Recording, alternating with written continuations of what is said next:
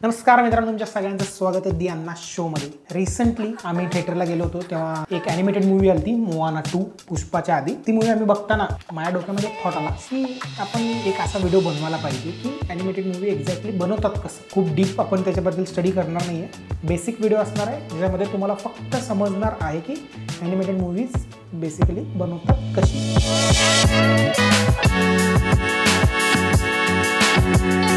पहिला जी येते ती स्टोरी। कुठल्याही मूवीज जे बनतात त्याच्या आधी जी बनती स्टोरी, त्याच्यानंतर ते स्टोरीची कन्वर्जन होते स्क्रिप्टमध्ये। स्क्रिप्टमध्ये बेसिक गोष्टी काय काय असतात तुम्हाला सांगतो। स्क्रिप्टमध्ये असतं सीन कुठला आहे, इंटिरियर आहे का एक्सटिरियर आहे। समजा एका घरामध्ये एक पोरगी पाणी भरत असेल, स्क्रिप्टमध्ये लिहिलं जातं की एक पोरगी पाणी भरत आहे, त्याला म्हणतात ॲक्शन। आणि दुसरी गोष्ट आहे डायलॉग्स। कॅरेक्टर्स असतात, कॅरेक्टर्सचे नावं असतात, त्यांचे डायलॉग असतात। डायलॉग सेंटरला असतं, ॲक्शन असे वर असते आणि डायलॉग सेंटरला असतं। आणि इथं INT किंवा EXT लिहिलेलं असतं। INT आणि EXTचा अर्थ आहे इंटिरियर किंवा एक्सटिरियर।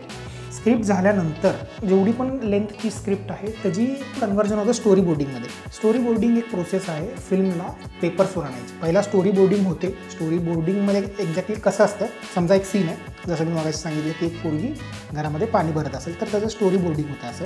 त्याच्या समजा इथं डेरा आहे आणि ही पोरगी इथं उभारली आहे आणि हे स्टोरी बोर्डिंगमध्ये एक फ्रेम, मग ही दुसरी फ्रेम, असे भरपूर फ्रेम्स होतात। आणि त्याचं फ्रेमिंग सगळं झाल्यानंतर त्याचं एक बेसिक एडिटिंग होतं। एक स्टोरी बोर्डिंगची एडिटिंग म्हणजे एक फ्रेम, 2 फ्रेम असे एडिटिंग होतं आणि त्याचं फायनल आउटपुट काढून त्याच्यामध्ये व्हॉइस ओव्हर दिलं जातं। जो ॲनिमेटर असतो किंवा स्टुडिओमध्ये जे काम करतात तेच लोक देतात। म्हणजे इनिशियल स्टेजला जेव्हा स्टोरी बोर्डिंगच्या स्टेजला असती फिल्म, तेव्हा व्हॉइस ओव्हर आर्टिस्ट जे असतात ते ॲनिमेटर किंवा त्यांचे फ्रेंड्स किंवा लहान पोराचं असेल तर लहान पोराच्या घरातले कोणाचे तर आवाज। जेव्हा स्टोरी बोर्डिंग पूर्ण कंप्लीट होते, स्टोरी बोर्डिंग पूर्ण कंप्लीट झाल्यानंतर सगळ्या गोष्टी क्लिअर व्हायला चालू होतात। फिल्म्स असतात पुष्पासारखे किंवा जे तुम्ही बघितलं असाल मार्वेल्सचे जे मूवीज असतात, हे प्रॅक्टिकली शूट केलं जातं सेटवर, ऑन साऊंड स्टेजवर शूट केलं जातं किंवा बरेचशा ठिकाणी जाऊन हे शूट केलं जातं। पुष्पा पण बरेचशा लोकेशनलाच जाऊन शूट केलं जातं। बरेचसे कॅमेराज असतात, एकच शॉट 5-6 अँगल शूट केलं जातं। तसं ॲनिमेटेड मूवी नसते। ॲनिमेटेड मूवी पूर्णपणे प्रॉपरली कॉम्प्युटरमध्ये तयार केलं जातं। समजा एका फिल्ममध्ये आहेत 2 कॅरेक्टर, ते 2 कॅरेक्टर दिसायला कसे आहेत तुम्हाला फक्त एक्झाम्पल देतो। आता हे 2 कॅरेक्टर दिसायला कसे आहेत तुम्ही हे बघू शकता, हे दिसायला कसे आहेत, यांचा फेस कसा आहे। आता हे 2 जे कॅरेक्टर आहेत तुम्हाला हे फ्रेममध्ये दिसत आहे, हे दिसायला कसे आहेत, त्यांची बॉडी कशी आहे, ह्यांची मूवमेंट कशी आहे तुम्ही बघू शकता। हे बघा, ही जी मूवमेंट केस किती मोठे, ही जी हाईट काय, त्याची हाईट काय, हे सगळ्या गोष्टी करण्यासाठी त्यासाठी लागतं मॉडेलिंग। एका आर्टिस्टला ड्रॉइंग काढायला लावतात की आपलं लीड कॅरेक्टर असा दिसतो, त्या लीड कॅरेक्टरचे डोळे असे आहेत। तर जर तुम्ही ते मोआना बघितलं तर त्याच्या अंगावर टॅटू आहे, तर एक ड्रॉइंग आर्टिस्ट ड्रॉ करतो आणि ते ड्रॉ केल्यानंतर एक 3D आर्टिस्ट मॉडेलिंग, एक 3D आर्टिस्ट काय करतो, ते ड्रॉ केलेलं जे चित्र आहे ते 3D मॉडेलमध्ये कन्वर्ट करतो म्हणजे तयार करतो, कन्वर्ट नाही करत, तयार करतो। स्क्रिप्ट झाली, स्टोरी बोर्डिंग झाली, त्याच्यानंतर मॉडेलिंग झालं, तर त्याचं पॅरलली कास्टिंग पण चालू असते।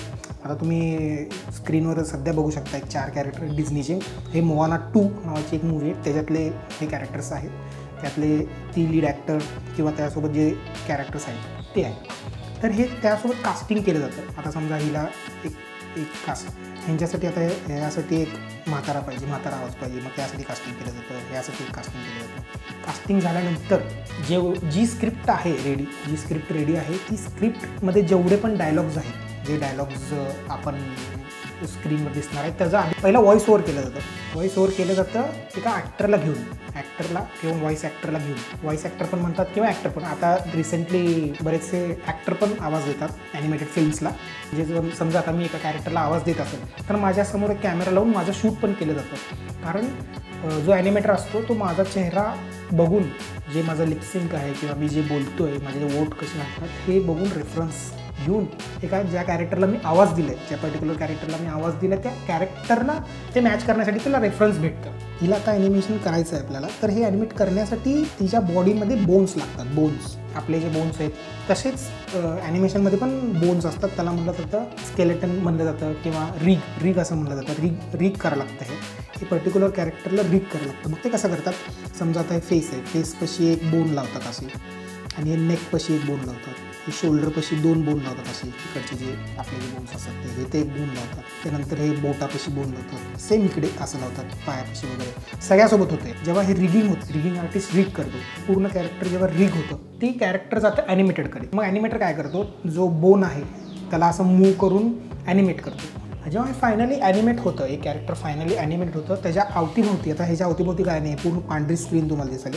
समजा ह्याच्या अवतीभोवती असं इकडे डोंगर आहे मागं, ह्याच्या इकडे झाडं वगैरे आहेत. मग इथं येतात एन्व्हायरमेंट आर्टिस्ट. एन्व्हायरमेंट आर्टिस्ट काय करतात, जो लीड आहे तो कुठल्या एन्व्हायरमेंटमध्ये आहे. आता समजा मी घरात आहे तर माझ्या अवतीभोवती काय काय आहे, हे लाईट्स आहेत किंवा हे फोन्स आहेत, समोर टेबल आहे, कॅमेरा आहे, ते सगळ्या गोष्टी मॉडेल करून ते एन्व्हायरमेंट तयार करतात.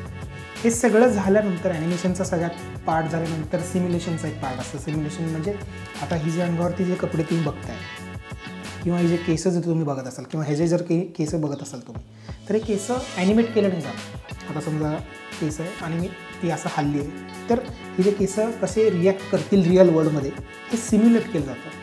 मग यांना जे बरेचसे मॅथमॅटिकल इक्वेशन्स असतात, जे प्रॉपर्टीज दिली जाते, केसांची लेंथ किती आहे, केसांचं वजन किती आहे. जर ही नदी किनारी असेल, ही नदी किनारी थांबली असेल आणि नदीतनं पाणी जात असेल तर पाणी ॲनिमेट नाही केलं जात, पाणी सिम्युलेट केलं जातं. सिम्युलेशन डिपार्टमेंट हे सगळं गोष्टी करतात. एक पार्ट अजून राहिला आपला जो टेक्स्चरिंग, म्हणजे या पर्टिक्युलर माणूस कसा दिसतोय, हे जे टेक्स्चर्स कसे आहेत, ह्याच्या अंगावरती जी स्किन आहे ती कुठल्या कलरची आहे, ह्याच्या अंगावरची स्किन वेगळी, ह्याच्या अंगावरची स्किन वेगळी. रिअल लाईफचे रेफरन्सेस घेऊन टेक्स्चर्स बनवले जातात आणि त्यांच्यावरती ते टेक्स्चर प्लेस केले जातात. मग हे सगळं फायनल झाल्यानंतर, ॲनिमेशन फायनल झाल्यानंतर, सीन लॉक झाल्यानंतर हे सगळं जातं एडिटरकडे.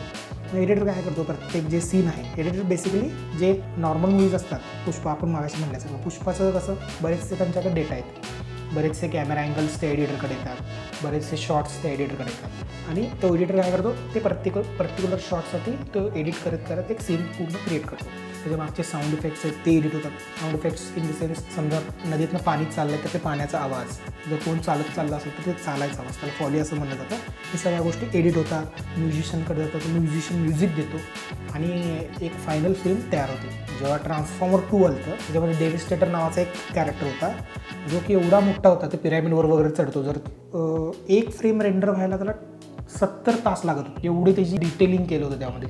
तसं ॲनिमेटेड फिल्मला पण रेंडर व्हायला वेळ लागतो. तर बेसिकली असा बनतो ॲनिमेटेड फिल्म. म्हणजे ह्याच्यापेक्षाही जास्त मोठा, एवढा मोठा त्याचा स्केल आहे ॲनिमेशनचा की आपल्या एका व्हिडिओमध्ये आपण ते कव्हर करू शकत नाही. हे जे मी सांगितलं तुम्हाला बेसिक आहे. टेक्नॉलॉजी जसं पुढं चालली आहे तसं जसं रेंडरिंगचे जे टाईम्स आहेत ते कमी होत चालले. हे जे सगळं आता मी सांगितलं ते ॲनिमेशनचं आहे. बेसिक ॲनिमेशन कसं बनवतात, बेसिक इन्फॉर्मेशन. तुम्ही आता जर नॉर्मली एका थिएटरमध्ये गेल्यानंतर जर तुम्ही कुठलीही ॲनिमेटेड फिल्म बघत असाल तर तुम्हाला समजेल की ही ॲनिमेटेड फिल्म अशी बनवली जाते. तर लाईक करायला विसरू नका, शेअर करायला विसरू नका आणि सबस्क्राईब करायला विसरू नका आणि घंटा दाबायला विसरू नका.